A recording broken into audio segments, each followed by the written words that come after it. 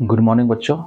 तो हम पढ़ रहे हैं अभी chapter first geography, the earth in the solar system.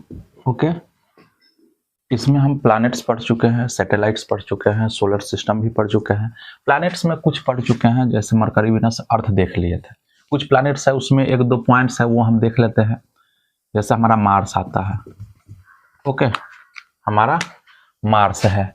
Mars को हम कहते हैं रेड प्लैनेट, और यह सन से 4th नंबर पे। रेड प्लैनेट इसलिए कहते हैं क्योंकि यहाँ पे आयरन की बहुत ज्यादा मात्रा है। ठीक है, due to iron oxide. Okay, ये याद रख लेना है। Mercury, Venus, Earth, Mars. Next आता है हमारा जुपिटर। जुपिटर जो हमारा है वो लार्जेस्ट प्लैनेट है। ओके, हम सिर्फ थोड़ा थोड़ा सा पॉइंट्स देख लेते हैं, और डिटेल से हायर क्लासेस में पढ़ने हैं। अभी थोड़ा थोड़ा सा देख लेते हैं। जुपिटर हमारा लार्जेस्ट प्लैनेट है, पूरे सोलर सिस्टम में सबसे बड़ा यही है। उसके बाद आता है हमारा सैटर्न। सैटर्न जो है वो सेकेंड लार्जेस्ट है। ओके, इसको रिंग प्लैनेट भी कहते हैं।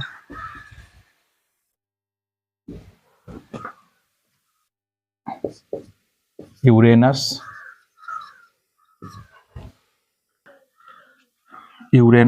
यह 4 टाइम्स है, लगभग 4 टाइम्स द अर्थ। ओके, यह अर्थ से लगभग 4 गुना बड़ा है। नेक्स्ट है हमारा नेपच्यून। नेपच्यून भी जो है यह सिमिलर, बहुत ही सिमिलर है हमारा किसके, यूरेनस के। ओके, और एक चीज यहाँ पे अच्छा देखता है, अभी मार्स में है ये, इसका 2 सैटेलाइट है, ये हम याद कर लेंगे। 2 सैटेलाइट्स, उनका नाम है फोबोस एंड डीमोस। ओके, और इन सबों के पास बहुत ज्यादा है प्लैनेट्स। जुपिटर के पास, सैटर्न के पास, इस सब के पास 50+ 53 या 53 से ज्यादा प्लैनेट्स है, according to our NCERT book. Okay, दोनों के पास बहुत ज्यादा है, तो नाम उतना सबका किसका किसका याद करेंगे। Okay, Uranus, Neptune. एक हमारा और आता है प्लूटो। ठीक है, प्लूटो। प्लूटो को हम प्लैनेट न कह के इसको हम कहते हैं ड्वार्फ प्लैनेट। 2006 तक इसको हम प्लैनेट में काउंट करते थे, फिर हमने इसको कहा कि ये प्लैनेट नहीं है, ड्वार्फ प्लैनेट है। ओके, ड्वार्फ प्लैनेट इसको क्यों कहते हैं, इसका कुछ रीजन है, देख लेते हैं हम। ओके,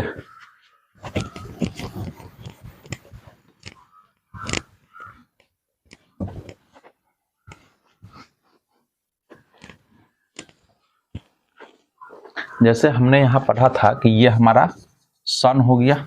ओके, लाइट्स आ रही है, मरकरी, वीनस, अर्थ, इस तरह से है, बहुत सारे हैं, सारे प्लैनेट्स हैं। तो लास्ट का जो है, ठीक है, बीच का हम और कुछ छोड़ दे रहे हैं, तो लास्ट का हमारा है यूरेनस, नेपच्यून। ये है नेपच्यून, और ये है प्लूटो का ऑर्बिट। ओके, मान लेते हैं ये हमारा नेपच्यून है और ये है प्लूटो। इसका साइज भी थोड़ा छोटा है इस सबसे, और ये क्या करता है कि इसको अगर हम ऐसे इलिप्टिकल लेना तो ये आगे जाकर के इसको काट देता है। ओके, मतलब कि ये इसके पथ पे आ जाता। तो यही एक मेन रीजन है कि हम प्लूटो को प्लैनेट नहीं काउंट करके ड्वार्फ प्लैनेट काउंट करते हैं। ये है अभी, ठीक है। ये बहुत सारे आप लोगों में कंफ्यूजन होता है कि प्लूटो तो अब प्लैनेट रहा ही नहीं, तो आप सबको लगता है कि प्लैनेट अब है ही नहीं। ऐसा नहीं, ये है जहां जैसे पहले था अभी भी है, बस हमने काउंट करना छोड़ दिया प्लैनेट्स में। अभी भी ये सोलर सिस्टम का हिस्सा है, लेकिन प्लैनेट नहीं किसको कहते हैं, हम इसको ड्वार्फ प्लैनेट कहते हैं। ओके, अब हमारा कुछ है एस्टेरॉइड्स है, मीटियोरॉइड्स है, ये देख लेते हैं।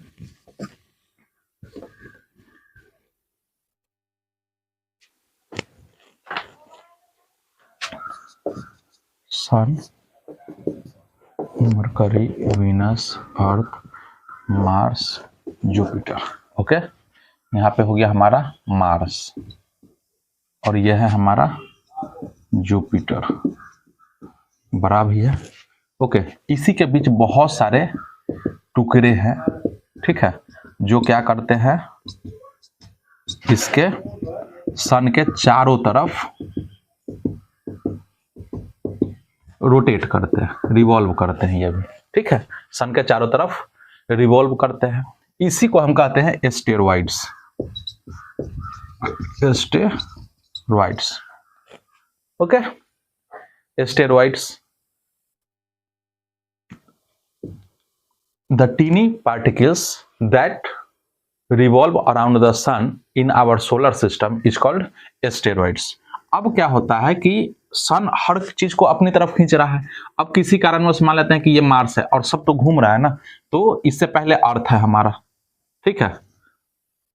अगर मान लेते हैं कि कभी कभी क्या होता है कि ग्रेविटेशनल फोर्स ज्यादा हो गया, तो जो कोई अगर इसके पास आ रहा है ना, तो इसको ये अपनी तरफ खींच लेगा।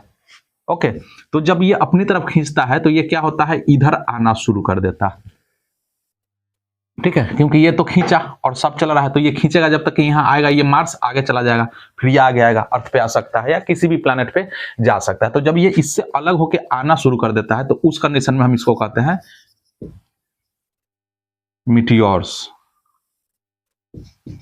ओके, जब इस एस्टेरॉइड बेल्ट से कोई भी एस्टेरॉइड अगर बाहर आ जाता है तो उसको हम कहते हैं मीटियोर्स। ओके, और अगर वही हमारे अर्थ पे आ गया, ये अर्थ है हमारा, तो अर्थ है और इसके चारों तरफ हमारा एटमॉस्फेयर है, ठीक है, ये यहां तक एटमॉस्फेयर है, एटमॉस्फेयर मींस एयर है, ठीक है। जब कोई भी एस्टेरॉइड मीटियोर्स यहां आता है तो फ्रिक्शन होता है, जैसे हम अगर दोनों हाथ अगर आपस में घिसे तो क्या होगा, हमारा हाथ गर्म हो जाएगा। उसी तरह से ये बहुत मोटा एयर का लेयर होता है, ठीक है, और कोई भी मीटियोर्स जब आता है तो वो एयर उससे टकराता है और उसके कारण हीट प्रोड्यूस होता है, और ये जो मीटियोर्स है ये ऊपर ही जल जाता है, ठीक है, ऊपर ही जल करके खत्म हो जाता है। कभी कभी क्या होता है, कोई अगर बहुत बड़ा है तो वो हमारे अर्थ पे हिट करता है, ठीक है, अर्थ पे हिट करता है, और अर्थ पे हिट करता है तो बहुत बड़ा गड्ढा बना देता है, ठीक है। तो इस गड्ढे को, ठीक है, गड्ढे को हम क्या कर सकते हैं, हॉलो पोर्शन को, ठीक है, जो हमारा गड्ढा बनता है उसको हम कहते हैं क्रेटर। और ये मीटियोर्स, ठीक है, मीटियोर्स ऑन अर्थ अगर अर्थ पे आ जाता है तो हम इसको कहते हैं मीटियोराइट, ठीक है, वही है, नाम अलग अलग है। जैसे मुंबई में मीटियोराइट कभी था, कनाडा में कई जगह पे ये पहले आया था स्पेस से और पूरी तरह जल नहीं पाया। अब कोई बहुत बड़ा होगा तो वो थोड़ा जलते जलते बच जाता है, ठीक है।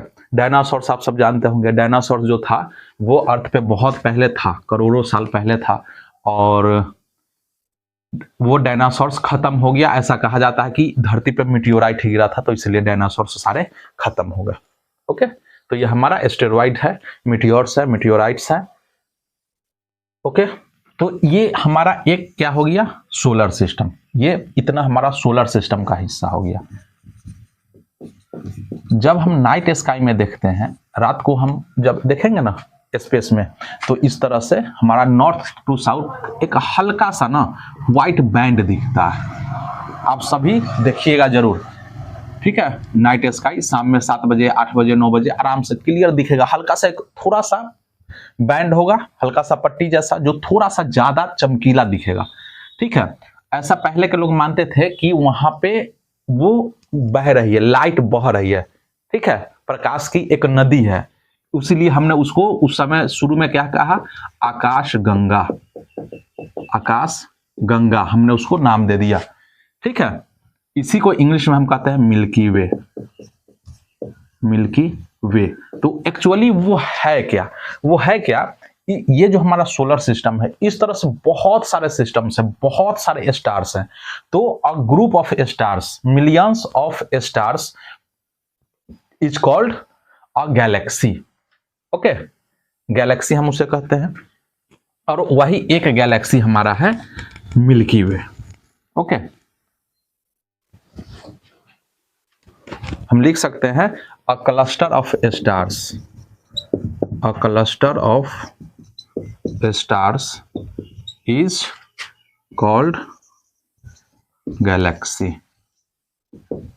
ठीक है, जिसमें बहुत सारे स्टार्स होते हैं, उनका ग्रुप एक गैलेक्सी कहलाता है। और वही जब बहुत ज्यादा स्टार्स होते हैं तो निश्चित है कि बहुत ज्यादा स्टार्स है, उन सबों में अपना अपना लाइट है, तो वो हमें थोड़ा सा तो लाइट के हिसाब से दिखेगा ही ना कि कुछ है जहां पे ज्यादा लाइट है, तो वही हमें स्काई में एक बैंड की तरह दिखता है, उसी को हम आकाशगंगा कहते हैं। ठीक है, एक्चुअली में आकाशगंगा है क्या, एक तरह का गैलेक्सी है, मीन्स उसमें बहुत सारे स्टार्स हैं और उसी को हमने नाम दे दिया मिल्की वे। हमारा प्लैनेट है, ओके। प्लैनेट्स हम छोटा सा यूनिट प्लैनेट से लेते हैं, बहुत सारा प्लैनेट्स और प्लस प्लैनेट प्लस एटलीस्ट एक स्टार, यह मिलकर के क्या बनाता है, सोलर सिस्टम। सोलर सिस्टम, और ऐसे बहुत सारे सोलर सिस्टम, ठीक है ना, बहुत सारे सोलर सिस्टम जिसमें प्लैनेट्स हो भी सकते हैं, बहुत में नहीं भी होते हैं। एक्चुअली ये प्लैनेट्स जो है ना, प्लैनेट्स का कंसेप्ट कहां से आता है, जब भी कोई स्टार मरता है, ठीक है, तो उसमें विस्फोट होता है और फिर उसी का अगर अलग पोर्शन हो, ठीक है, मतलब इतना बड़ा हो कि स्टार का अलग अलग फेज होता है, आगे पढ़ेंगे, तो कोई हिस्सा स्टार भी रह गया, ठीक है, और कोई दूसरा स्टार हो सकता है पास का, या कोई दूसरी चीजें हो सकती है, वो टकरा करके फिर आ गया और इतना उसका साइज छोटा है कि ग्रेविटेशनल फोर्स के बैलेंस के कारण वो चारों तरफ घूमने लगता है, तो वही प्लैनेट्स बन जाता है, ओके। और ये सारी चेंजेस होते रहते हैं स्पेस में, ठीक है। तो बहुत सारे सोलर सिस्टम, इसमें प्लैनेट्स हो भी सकते हैं, बहुत में नहीं भी होते हैं, तो वो बहुत सारे सोलर सिस्टम मिल करके क्या बनाता है, हमारा गैलेक्सी।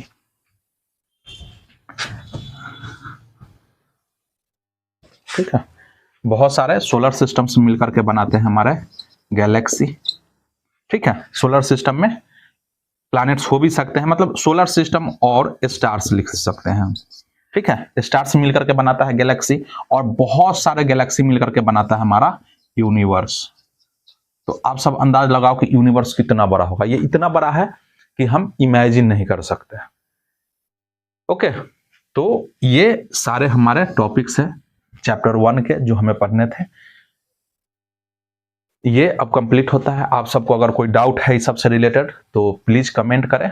कल हम सब पढ़ेंगे question answers, okay, NCERT based, और कुछ जो इंपॉर्टेंट क्वेश्चंस होंगे हम वो सब कल देखेंगे, ओके। आप सबको अगर कोई डाउट है जरूर बोलिए, कमेंट कीजिए। आज के लिए इतना ही, जय हिंद।